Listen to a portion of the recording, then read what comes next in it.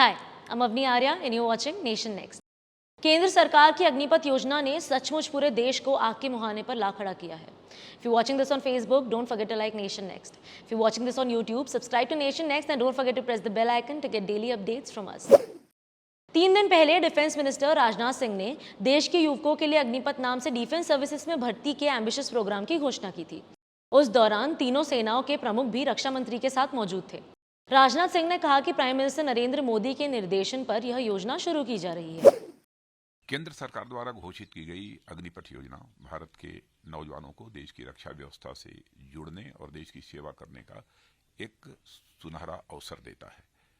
अग्निवीर हूं, यह उनकी ताजिंदगी के लिए पहचान बन जाती है. पिछले 2 साल से सेना में भर्ती की प्रक्रिया न होने के कारण बहुत से नौजवानों को सेना में भर्ती होने का अवसर नहीं मिला. यह सच्चाई है.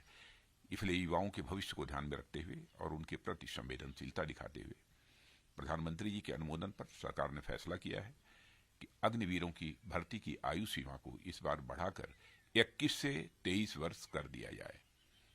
यह वन टाइम रिलैक्सेशन दिया गया है. इससे बहुत सारे नौजवानों को अग्निवीर बनने की पात्रता स्वतः मिल जाएगी. और मैं यह भी कहना चाहता हूं कि भर्ती प्रक्रिया कुछ ही दिनों में प्रारंभ होने जा रही है. मैं सभी नौजवानों से अपील करता हूं कि सेना में भर्ती होने की वह तैयारी करें. 4 साल के लिए कॉन्ट्रैक्ट पर होने वाली इस भर्ती का पूरा देश में यूथ ने विरोध करना शुरू कर दिया. बाद में दबाव में इसकी एज लिमिट भी 21 से बढ़ाकर 23 वर्ष कर दी गई. लेकिन इतने से बात नहीं बनी और योजना का विरोध ज्यादा तेज होता दिख रहा है. धीरे धीरे इसके विरोध की चिंगारी ने पूरे देश को अपने आगोश में ले लिया और लगभग समूचा देश आग में जलने लगा. रूलिंग पार्टी बीजेपी के लिए अब टेंशन इसलिए भी बढ़ गई है कि इसका विरोध सिर्फ युवा नहीं कर रहे हैं, बल्कि बीजेपी शासित राज्यों में इसका विरोध ज्यादा हो रहा है. कई चेनों में आग लगाकर युवकों ने अपना विरोध दर्ज कराया. विभिन्न राज्यों में बड़े पैमाने पर सरकारी संपत्ति का नुकसान, तोड़फोड़ और मारपीट ने इस योजना के मूल मकसद पर ही पानी फेर दिया. टियर गैस, लाठीचार्ज के बावजूद युवा मानने को तैयार नहीं है.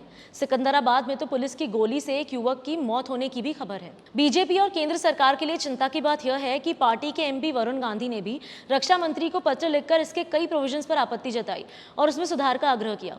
पंजाब के एक्स चीफ मिनिस्टर और BJP sympathiser captain Amarinder Singh ने भी इसके प्रोविजंस पर आश्चर्य व्यक्त किया. बिहार जेडीयू के चीफ लल्लन सिंह ने इसका विरोध किया है. बिहार, हरियाणा, यूपी, पंजाब, राजस्थान, मध्य प्रदेश, हिमाचल प्रदेश, झारखंड, दिल्ली, उत्तराखंड और पश्चिम बंगाल में भी इस अग्निपथ के कारण बवाल मचा हुआ है. पूरा मुल्क इसकी हीट महसूस कर रहा है. तेज आंदोलन और तोड़फोड़ के कारण फैली हिंसा के चलते कई ट्रेन्स में आग लगा दी गई, जिससे ट्रेन्स को रद्द भी करना पड़ा. कहीं कहीं तो भीड़ को कंट्रोल करने के लिए युवाओं की भीड़ पर लाठी गोली भी चलानी पड़ी. पूरे देश के हालत को देखते हुए लगता है कि सरकार बड़ी अड़चन में फंस गई है और देश में शांति स्थापित करने के लिए एक समाधान तुरंत पेश करने की जरूरत है, क्योंकि तमाम आश्वासन और वायदों के बावजूद युवा मानने को तैयार नहीं दिख रहे हैं. अग्निपथ स्कीम के विरोध में 13 राज्यों में हुए उधम में करीब 40 शहरों में भारी उत्पात हुआ और यह सिलसिला अभी थमा नहीं है. इस बीच सेना ने स्पष्ट कर दिया है कि 24 जून से इस योजना को लागू कर दिया जाएगा. ऑपोजिशन पार्टीज बीजेपी पर 2024 के चुनाव में इस योजना का फायदा उठाने का गंभीर आरोप लगा रही है. उनका कहना है कि स्कीम आरएसएस और बीजेपी के लोगों को फायदा पहुंचाने के लिए शुरू की जा रही है.